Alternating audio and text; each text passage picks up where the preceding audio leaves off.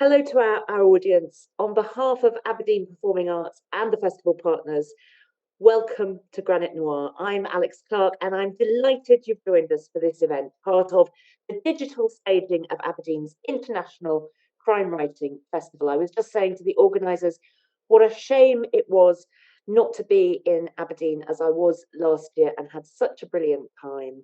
But one of the advantages is that we can make connections across the world.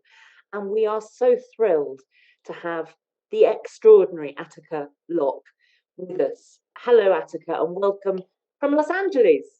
Yes, thank you guys for having me. And yes, I echo if there's been a silver lining in 2020, is that we now know we can do this and we can be connected even over great distances. Attica, we know that you have a kind of fantastically busy schedule, so we're very grateful to you for joining us. But on that note, we are in fact recording this, and also to do with our kind of vast time differences, we're recording this ahead of the festival.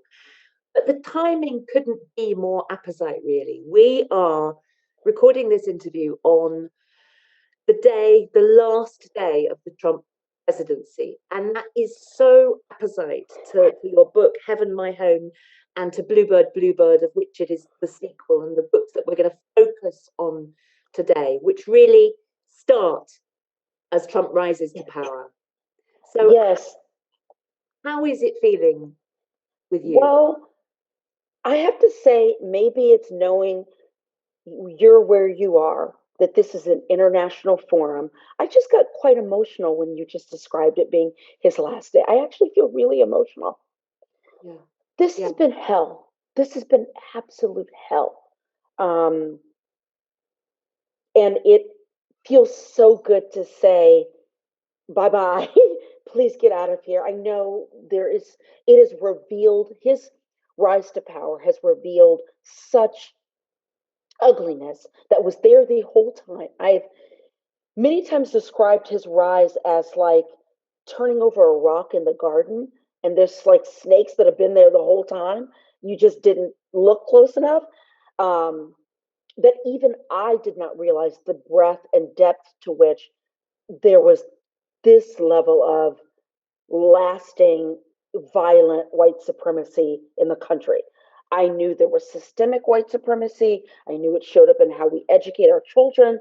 It shows up in the economy, how people get jobs, how people are paid. It shows up in policing and law enforcement.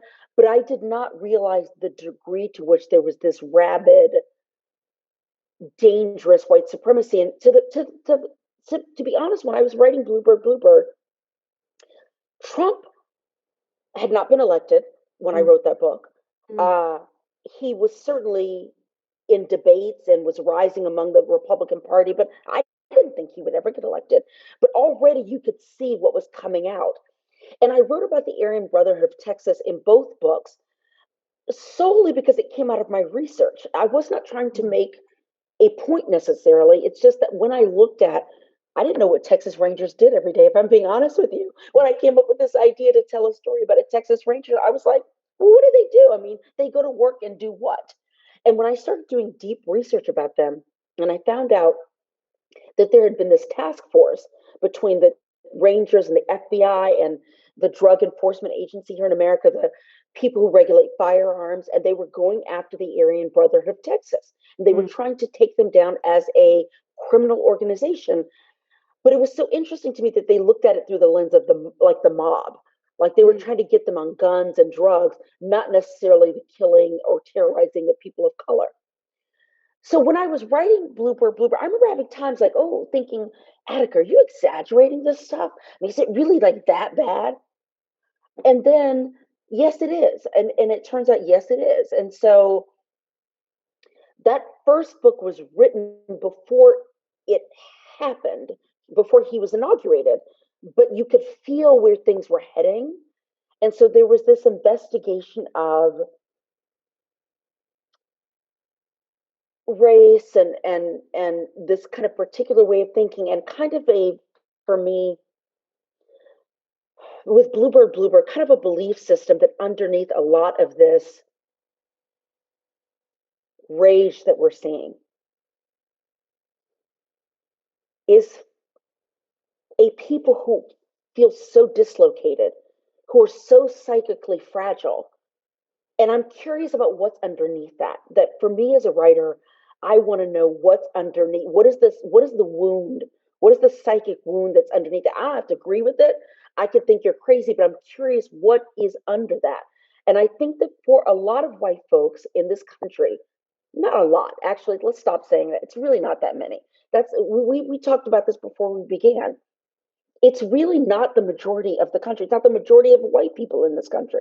It is a small segment that has been given way too much power. I think there's a segment for them that feels so confused and let down by their government. And rather than look at the ways that capitalism is the reason why you're struggling, the ways in which the fact that we don't have national health care is the reason why you're struggling. The fact that we don't have a living wage nationally is the reason you're struggling. They look outward and blame other people of color, whom I frankly feel sometimes there's a sense of envy that people of color are ascending above them. Like, that's not right in America. The white man always kind of has to be on top. Anyway, there's a lot of words to say. That felt really good to hear. That this is the last day of the Trump presidency. But I think I'm just taking from what you said then that at the point at which you were writing Bluebird, and then Heaven My Home, it takes place really just after Trump is inaugurated, and there's almost a sense of, okay, we still need to keep doing what we're doing. We still need to try to dismantle this organization, the Aryan Brotherhood of Texas, but the world is different now, and we're going to have to get on with that. And the fault lines are growing between characters who might have voted for Trump and isn't saying so, who obviously didn't.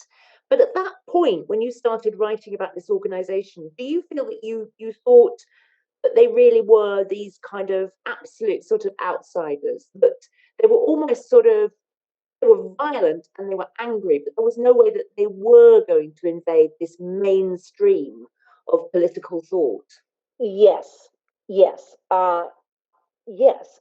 I'm kind of, and also, and it has so many layers to it, because there's not just the Aryan Brotherhood, deep, racist thought. There's also these wild, putative Christian conspiracy theories that people are pedophiles, and it's all insane.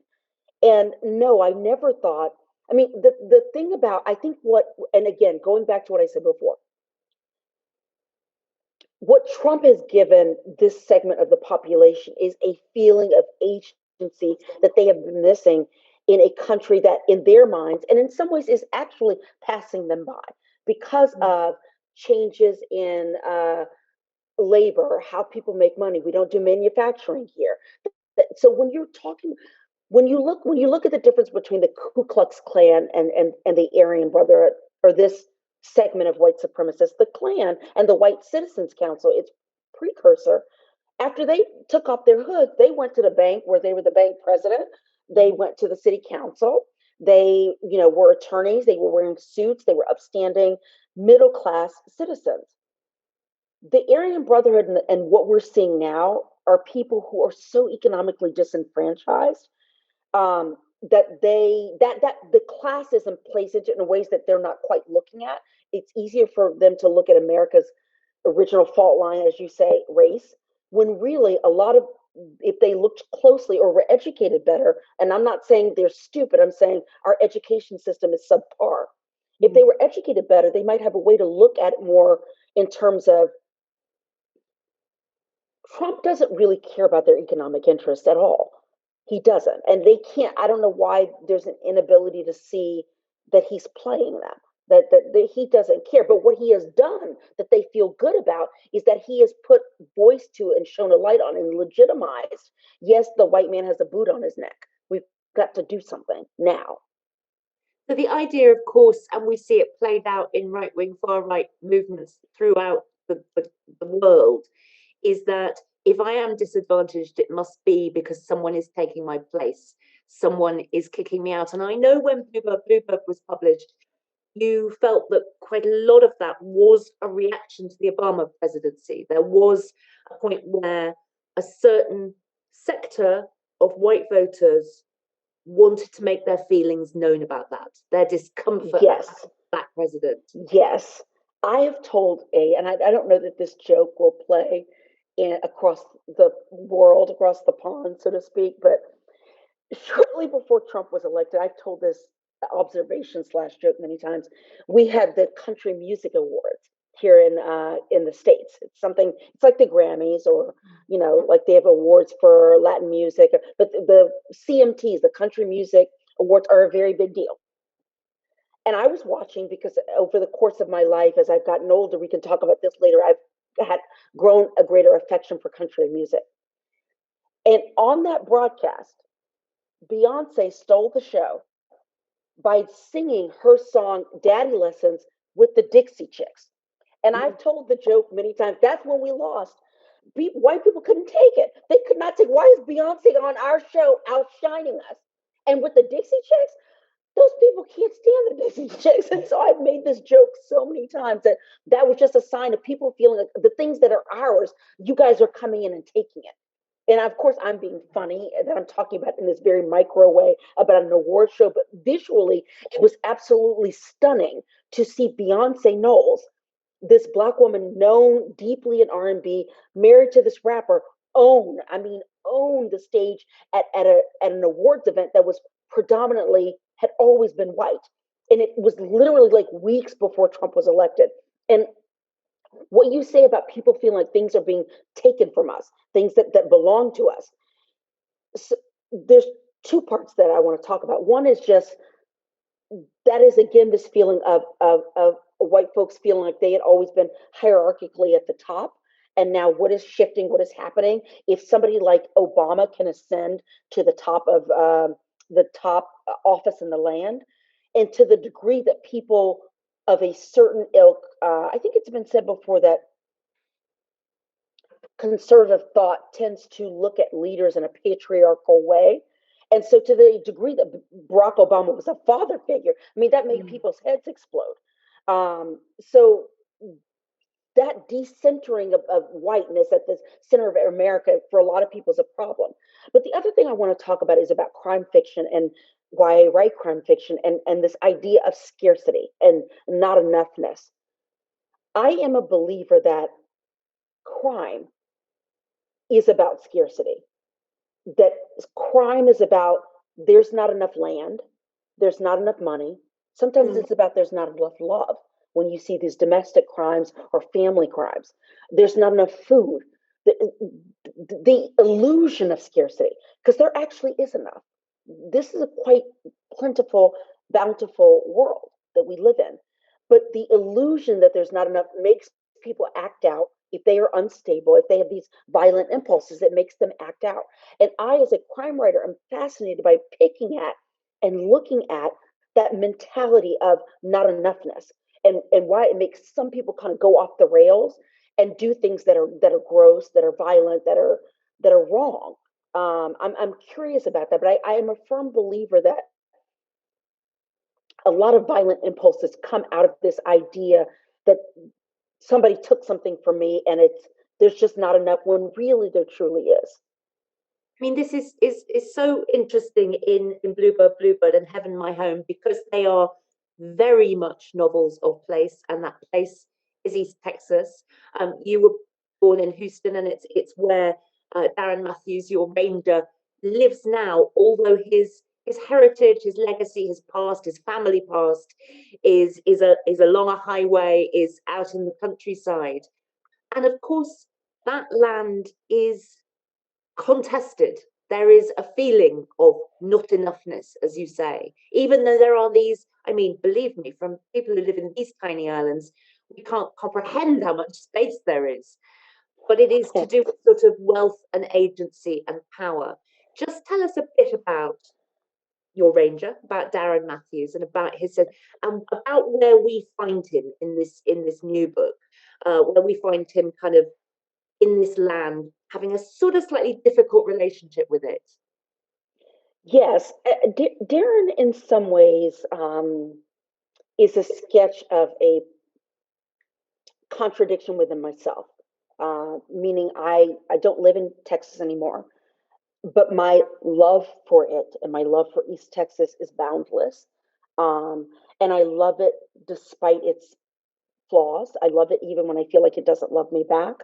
It is the land that made me. And so I can't hate what made me. I just can't.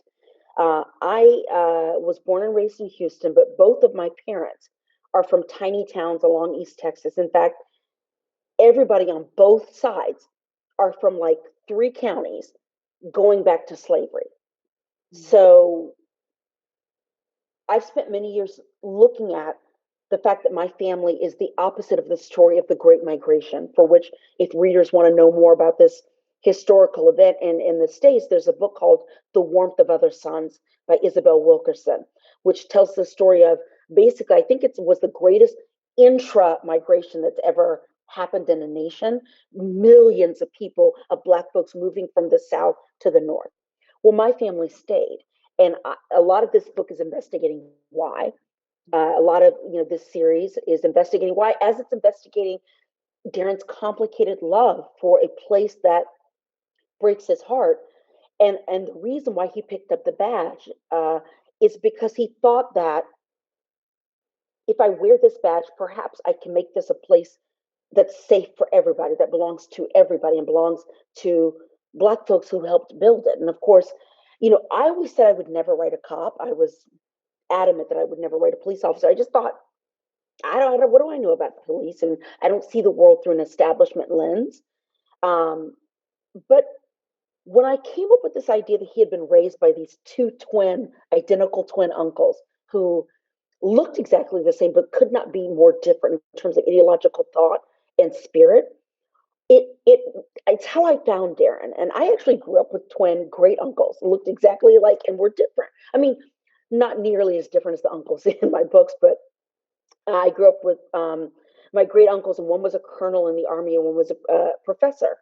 And they were just different. And I thought, oh, let's look at that. And so Darren being raised by one man who had been a ranger himself, who believed that law could protect Black folks, that if we wore the badge too, that would be some insurance against mistreatment and that sort of thing.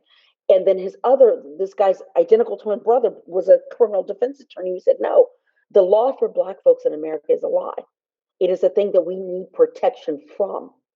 And that Darren sits between these two poles is kind of me, in the sense that I am somebody who has wrongly or rightly impulses towards patriotism, impulses toward wanting to love where I'm from, while also feeling rage about it as well. And it makes me think of the play, The Diary of Anne Frank. And I know I'm going to say something that has been contested, that her father supposedly said, but some people think he did never actually say.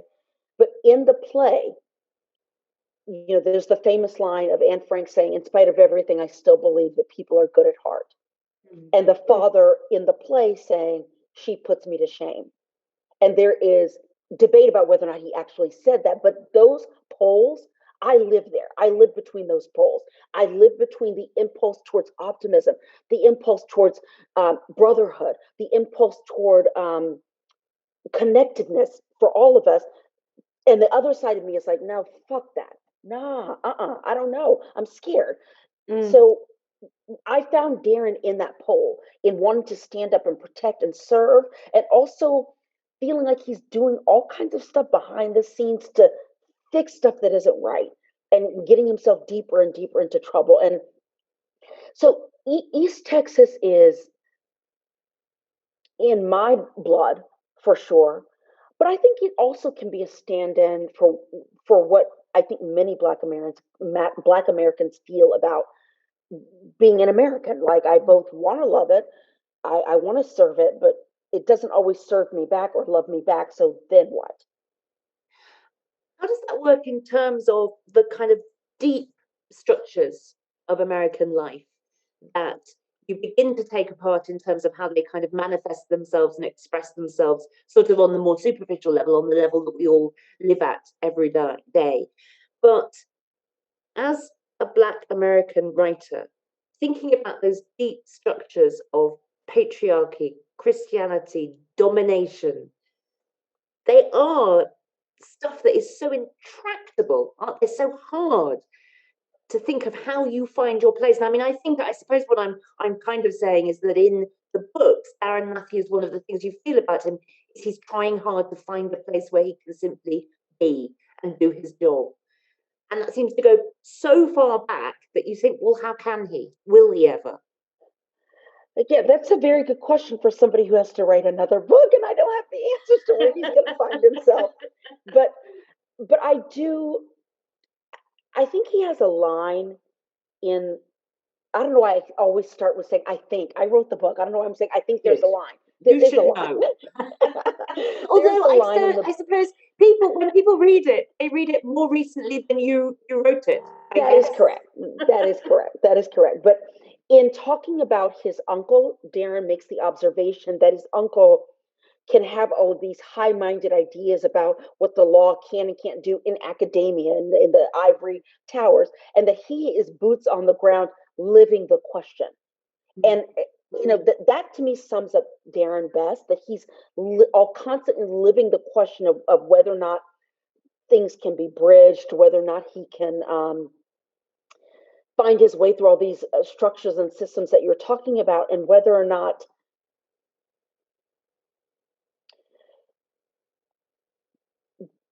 what I do love about him is that even in he has a drinking problem, he can be morose. There's still a little kernel of hope in there. There's such a kernel of like duty and humanity to him, and I think you really see it in Heaven My Home with this missing child. And yes. I can tell you where that came from. And what's so funny about being a writer is that you can finish a book not consciously knowing where something came from and only later realizing it. Well, that little boy, where that came from for me is that I live in LA. 4 years ago, almost exactly now, because the inauguration was 4 years ago, my daughter was 10. She was in, I believe, the 5th grade. And the day of the inauguration, I remember there was a school event that day, and I was weeping.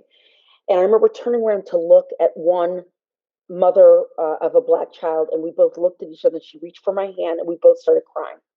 I was just out of sorts the whole day. And there was another family there. There was a family of a little boy, also 10, who had called he was a white child, had called a Black child at school the N-word. This is in Southern California. This is in 2017.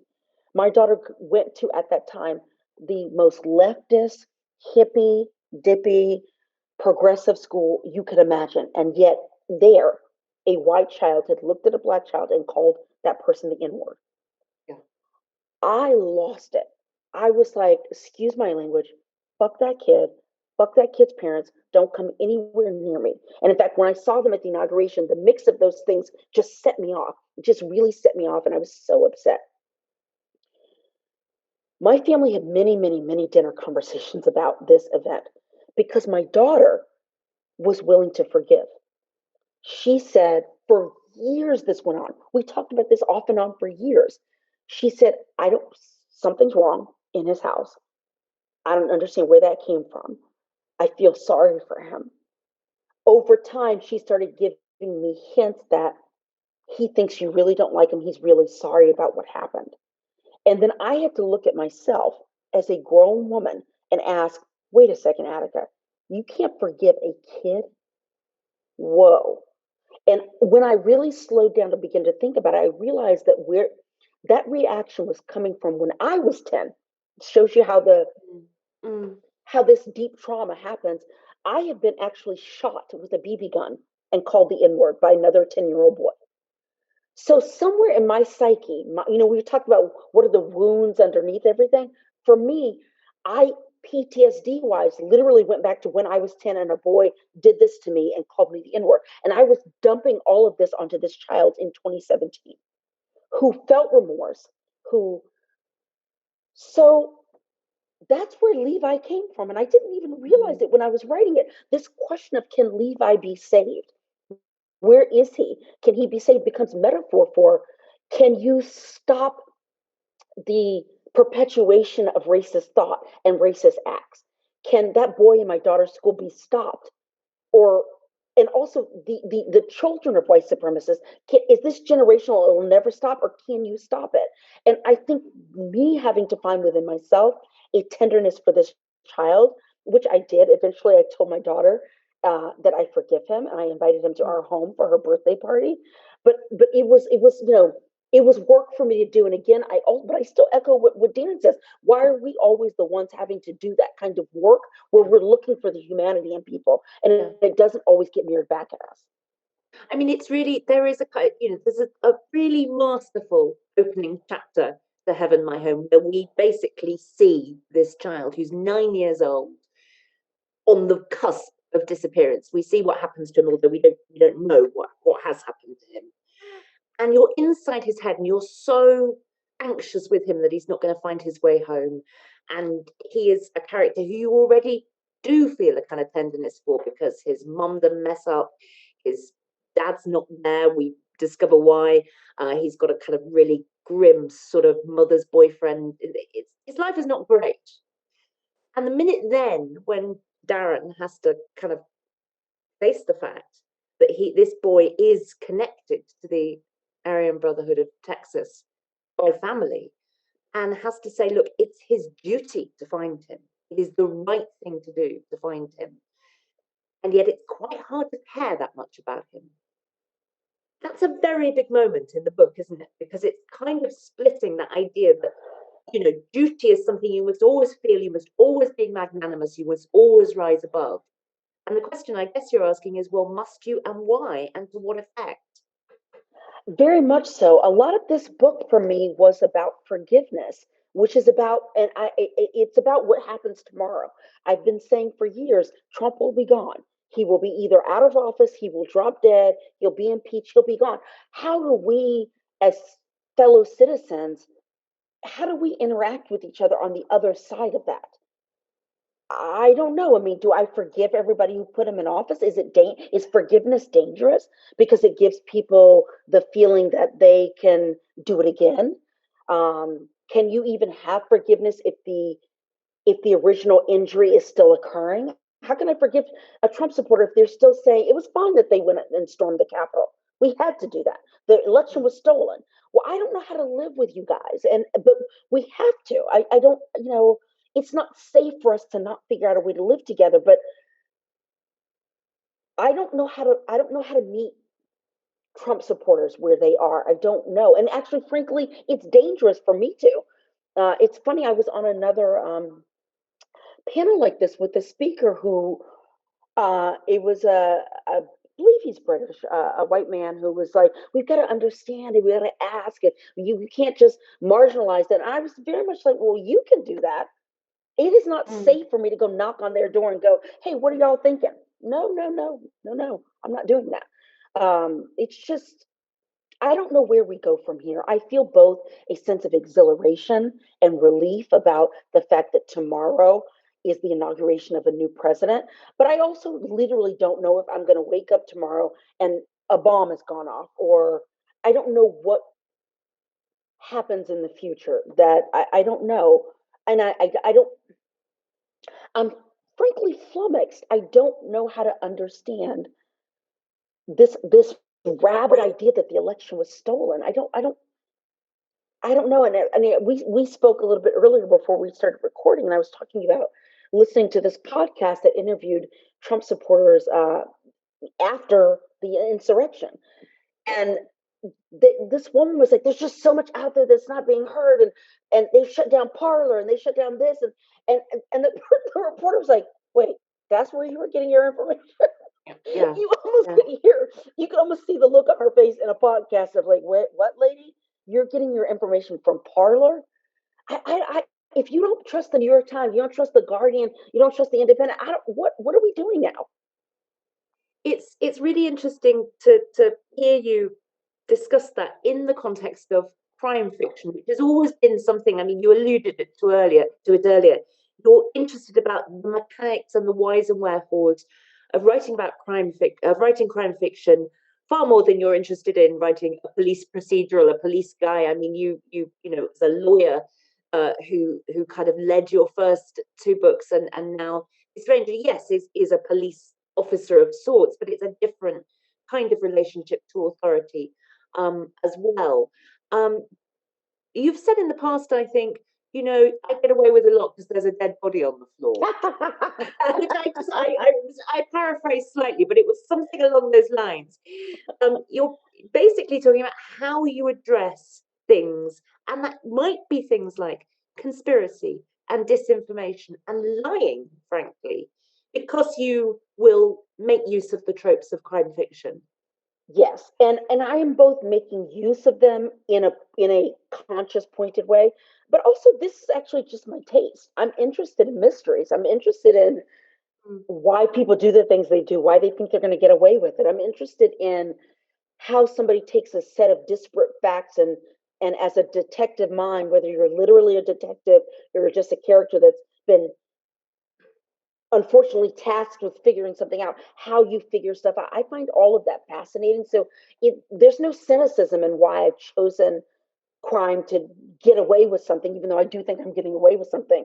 It's just I like it. I'm fascinated. I'm curious about it.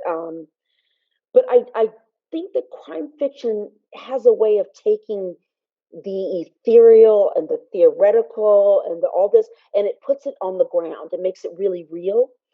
I also think that because I'm married to an attorney, my husband is what we call in America a public defender, meaning he is the person that if you are indigent, if you have no money, the government has to provide you with a solicitor, with a lawyer.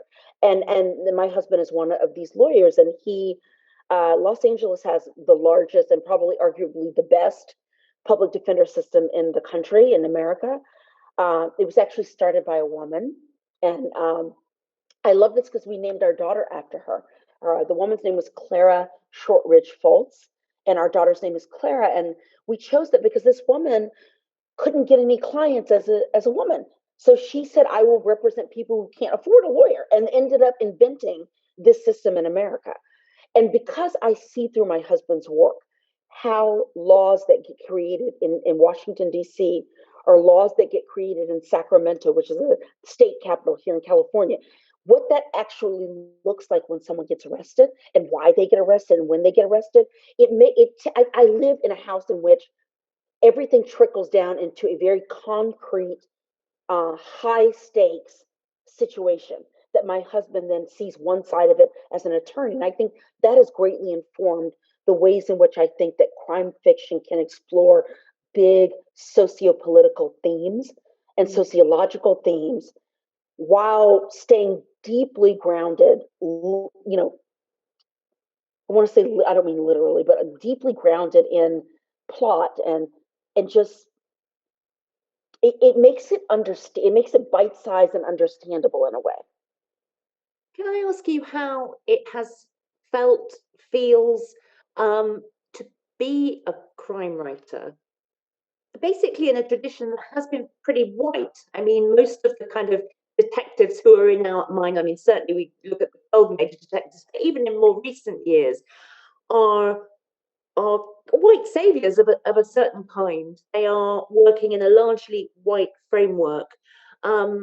And obviously, there have been writers of color who have written extraordinarily popular and acclaimed detective fiction, like Walter Mosley, for example. Yeah. But it has been a very white area, and I wonder how it has felt to kind of enter that arena and say, okay, this is what I'm going to do with my bit of ground here. Well, I have to say, I think Walter Mosley is such a template for. I don't know that I would have the career I have without him, without his. Um, but I would say that with my first book, which was pretty well received, there were a couple of people who just did not get it. I don't know that it was so much because of. Nah, it was. I was gonna try and give people the benefit of the doubt. Fuck it. I was gonna say I don't think this was because of race, but it is in a it is and it isn't. Meaning what turned off some. I got some bad reviews. I've gotten what people have had to say is what is all this history in here? what is all this history? Why I don't want to. What is all that? It's not. It didn't read as important to them. Also, there were people who did not understand Jay Porter, my first protagonist, because he is reticent. He is reactionary, and there are plenty of people who are like he's a what is the word they always use? He's a reactive character. He's not progressive. He's not active. He's not going out and doing things. Here's the thing. I'm paraphrasing. I think I heard this quote from Ava DuVernay, who I think got it from somebody else, that protagonism is privilege. So that for Jay Porter, what it feels like to be Black in America and a Black man in America, you are reacting to a lot of shit. You don't feel like you have a lot of agency.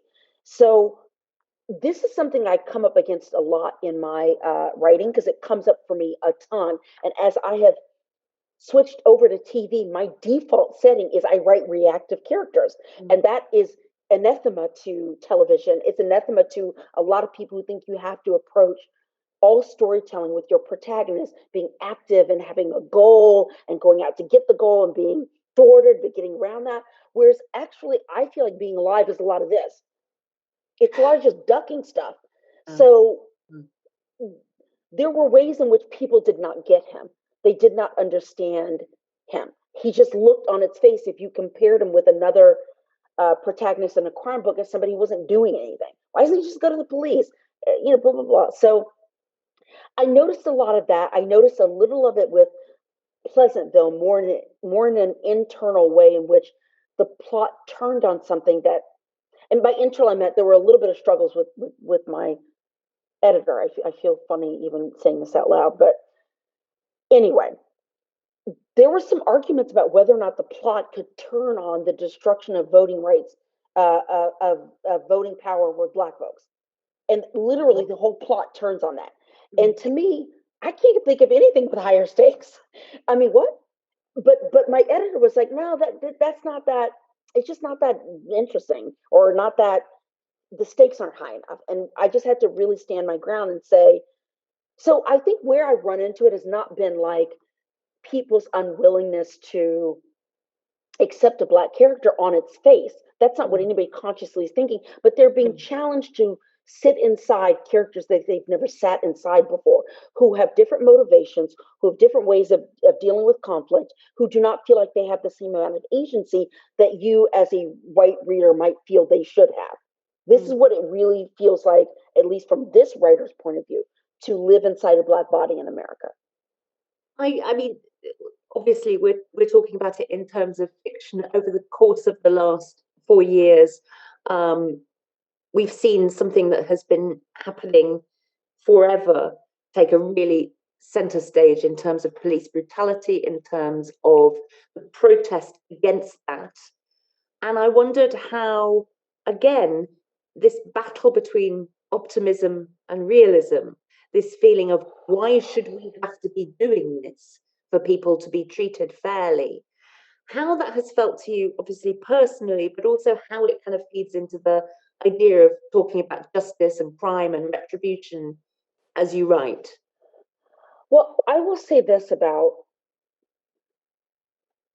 after the events of the summer, the explosion of awareness after the death of George Floyd, I thought about the fact that I'm writing this police character, this Black officer. What do I do with that? I do think Darren already understands that he has too much power as a cop. I think it's very clear in Heaven My Home that he knows this is way too easy. It is way too easy for me to falsify documents, plant evidence, frame somebody for something. I kind of have too much power. You can feel him wrestling with it, but also thinking, but they've been doing this for years, so I should be able to do it too, and all that kind of stuff. So I think that for Darren, and I don't think there are that many more books to come. One, I think they are simply of the Trump era.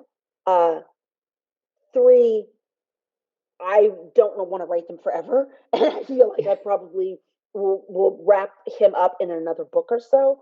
So I think that's to be explored where he ultimately lands. I'm kind of curious and finding it within myself.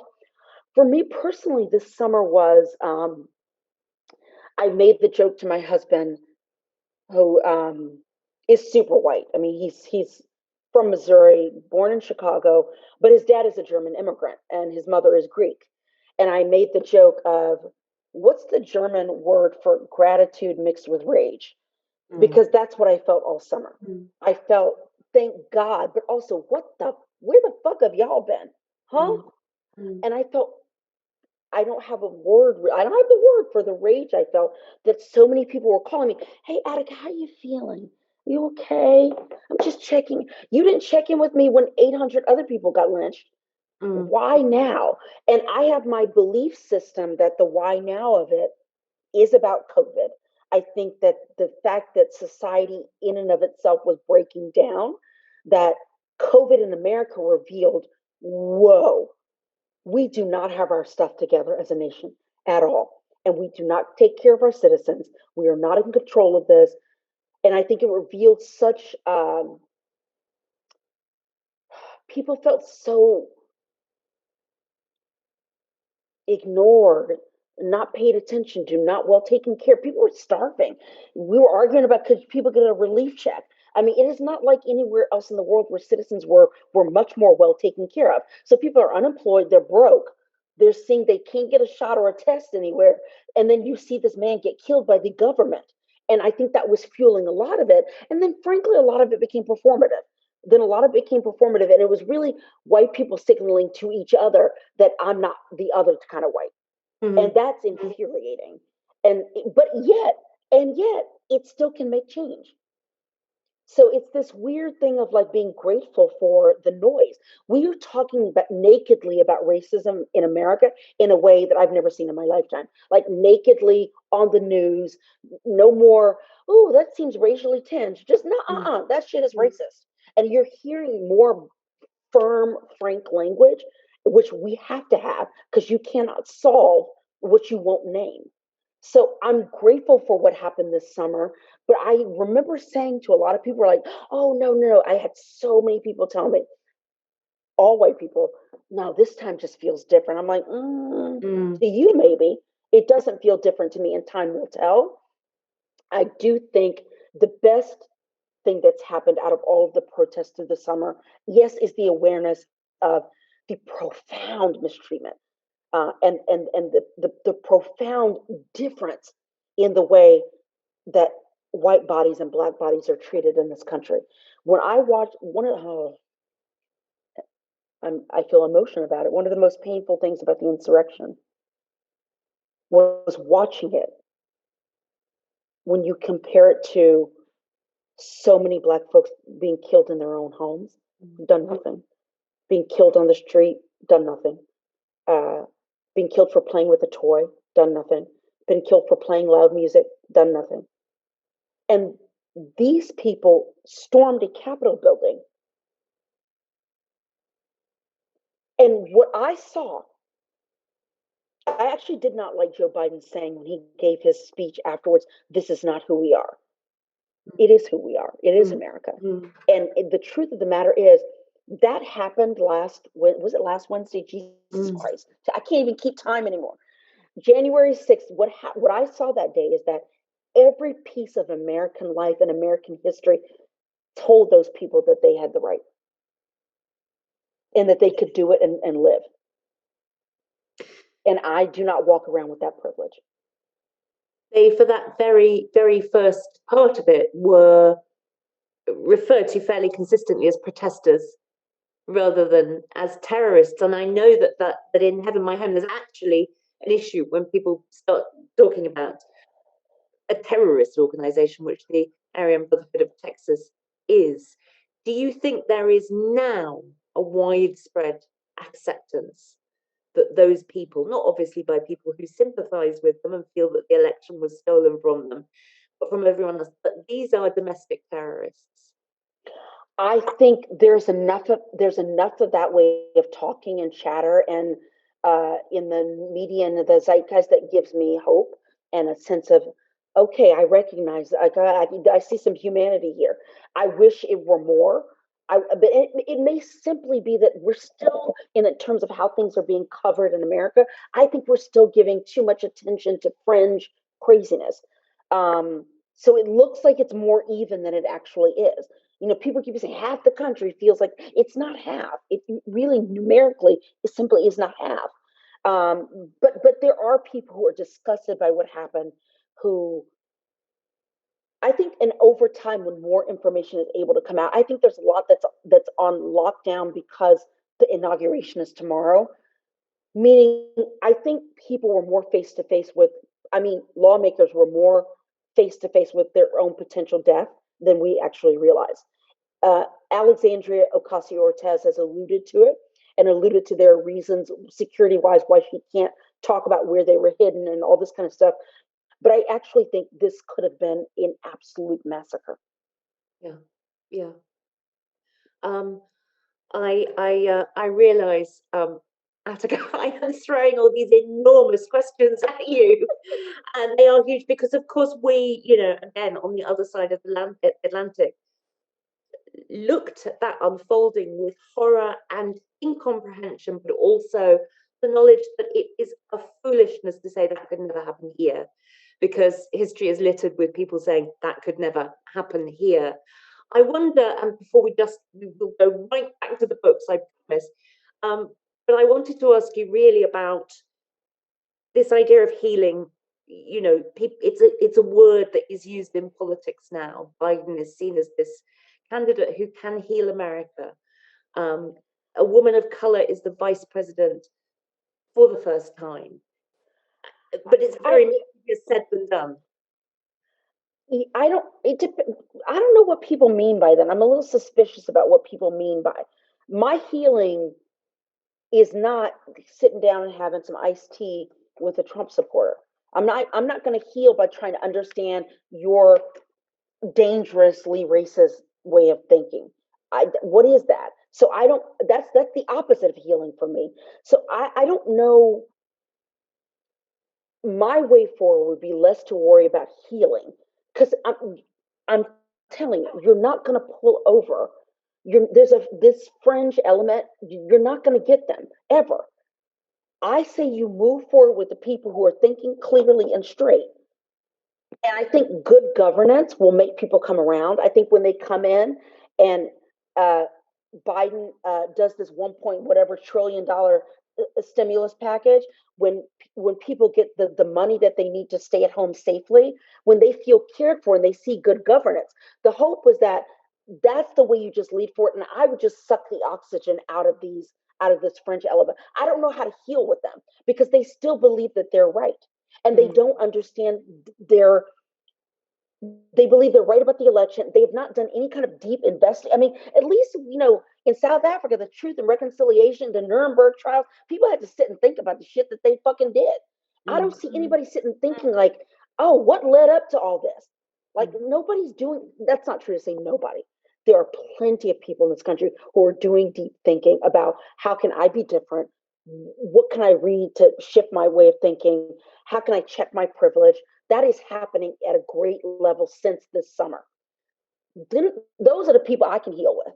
I can't heal with this French group. I'm not interested in healing with them. I don't need to. We don't need to be at a barbecue together.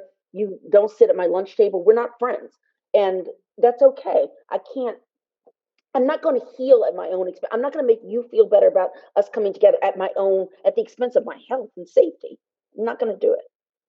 On the other hand, Attica, and I completely understand that, I would quite like to see some of those people have to talk to you at a barbecue.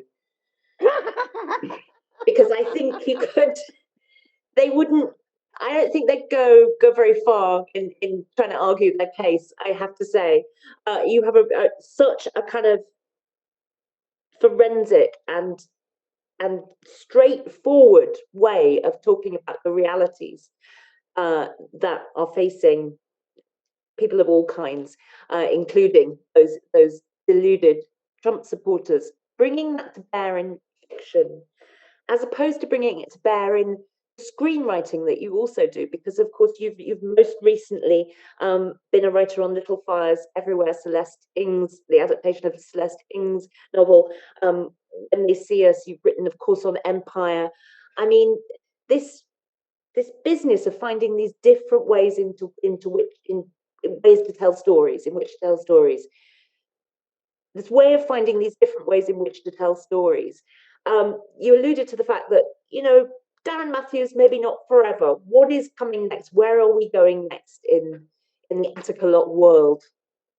Well, there is a Darren book coming. That is coming. That is in the midst.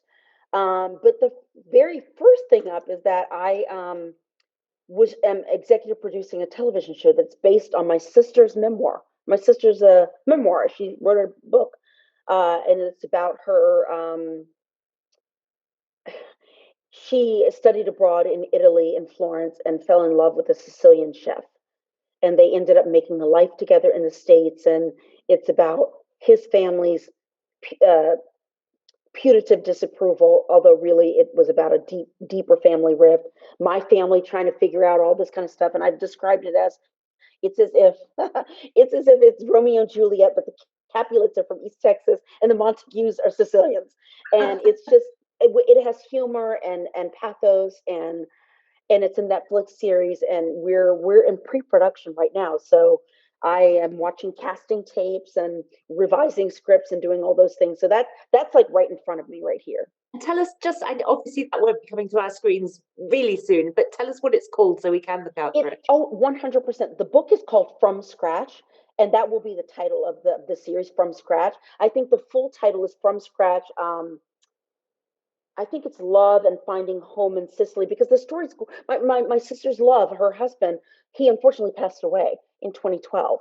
And so the story actually has two love stories. It's when they met and they had this passionate kind of erotic eros kind of love.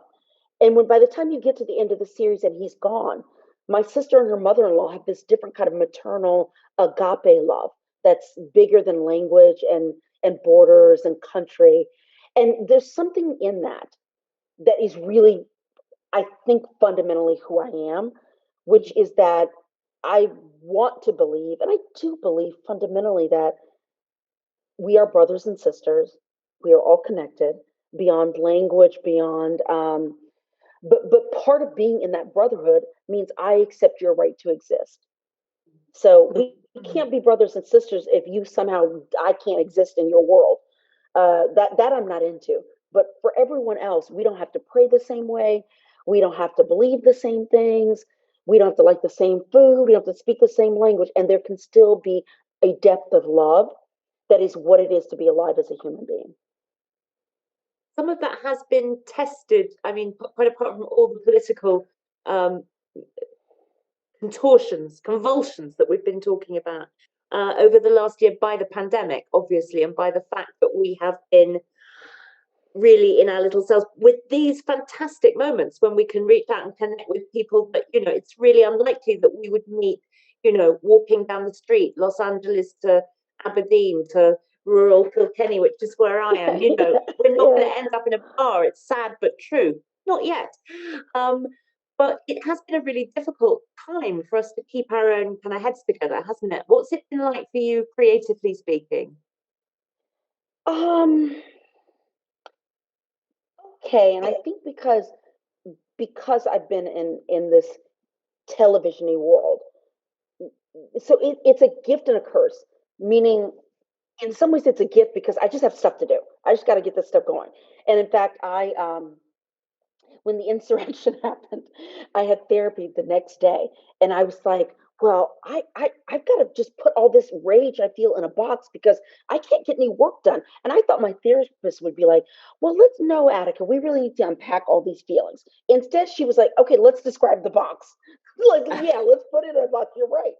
So having all of this work where I'm having to respond to emails and do this and move at a quick pace means I'm up and functioning. What I think I've missed is that I have not been, though I have worked on my book during pandemic, not as much as I maybe would like, because that's the kind of work that allows for deep, deep thinking. It's deep contemplative, existential. What are we all doing here? What do I believe? What matters to me in this world? And I think that kind of thinking and that kind of work would have been a much more of a balm through this time period because I'd be trying to make sense of it. Yes. But also, it could have been, because I'm just saying this as theory, it could have been that was overwhelming and I just would have laid down and taken a nap every day. I don't know. Naps, as we know, are good though, and they are the fantastic part of being a writer and not having to go to the office every day. You can have a nap, but that there is this other thing about the difference between screenwriting and novel writing. The writer David Nichols, who does both, says, well, it's kind of terrifying when you're writing a screenplay because if you put kind of there's a snowstorm or something, it's going to cost God knows how many thousands of dollars. You can do what you like in the book. It's all ink on the page. If you want to have explosions and car chases and hurricanes, you can. That kind of sense of freedom, is that something that you prize about just imaginative freedom? That is literally why I decided to write books, because I had been in Hollywood for years before I wrote my first novel. And I wasn't really getting where I wanted to get. I was making money, but nothing was getting made. And of course, all of these, it just felt heavy. And books felt possible, inexpensive. And you're right, just absolute, total, and complete freedom. And I think taking time off, and I borrowed money on my house to write my first book. It was the greatest gift I ever gave to myself because it helped me slow down, find my voice, and really get clear about what I wanted to say in the world. Well, you found the voice and you've really said a lot, and you've said a lot here today, and I thank you so much for it, Attica. And I don't take for granted the fact that when you are, as a writer and as a thinker and as a Black woman, asked to come up with these responses to these really difficult questions, it leaves an impression. It's work. I mean, it's a lot of kind of heavy duty emotional work to talk about these things over and over again. And may I say thank you for that? Not many people say that, and you're right, and I really appreciate it. Thank you so much for joining us. It's been a huge pleasure and privilege to talk to you. Now, we know there's one more Darren Matthews. I'm not going to ask you to say what's after that novel-wise, but just give us a little hint. Do you have a kind of idea of a universe that you might be wanting to move on to? Several, in fact, several. I mean, I there's some more East Texas stories I want to tell during different time periods in history. And maybe there's always in the back of my head, maybe a California book. I'm terrified, terrified, but I wouldn't mind trying that. Well, I think we'll follow you wherever you go to. Please keep writing. Please get through tomorrow in the best way that you can. We hope it's going to be a day of joy for the world, and we can only hope that things will get better. Thank you so much for joining us here at Granite Noir. Just to say to our audience, I really hope that you've enjoyed that as much as I certainly have. The Granite Noir book-selling partner is Waterstone, so please do use their website to purchase all Attica's books, all of them, I'd say. Read them beginning to end. Or any of the other Granite Noir writers. Go to waterstones.com, and there are links at the festival sites. I do hope you can come to more events. I'm going to be chairing a few, and there is an amazing program. But in the meantime, huge thanks, Attica. Huge thanks to you for joining us. Thank you guys for having me. I really appreciate it.